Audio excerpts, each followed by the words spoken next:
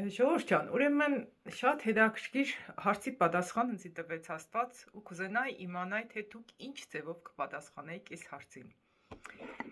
Ուրեմն ես ստացա ասպես կոֆեի բաժակներ, իրանք շատ սիրուն էին, նայեք ինչքան սիրուն բաժակ է։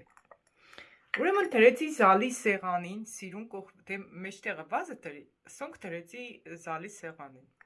Եկա որ երեխեքս տունը քնդակ էին խաղցել ու այս բաժակը ջարդել էր։ Ես չղայնացա իրանց վրա, որ բաժակը ջարդել էին։ Բայց հետո մտածեցի, որ երեխեքը մեղավոր չեն, որ բաժակը ջարդել են։ Ես պետք է չտնեի սեղանին պարզապես։ Իժեք հատը ջարդել էին, նոր ես իրանց կպծրել եմ կլեյով, սուպեր կլեյով, որ կփչես իրանք կպնեմ։ Դիգեց ասեմ, որ կրնակ կպծնեք։ Թե ինչքան երկար կմնա չգիտեմ, պիտի փորձեմ, բայց ամեն դեպքում կպծրել եմ։ Ստեղ երկու տեղով է ջարդած, ես կպծրել եմ։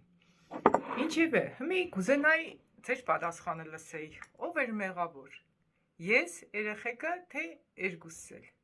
Սկանը սիրելիներ, եթե այս հարցին պատասխանեք, դուք նաև կիմանաք, թե ձեր երեխեքի շատ սխալները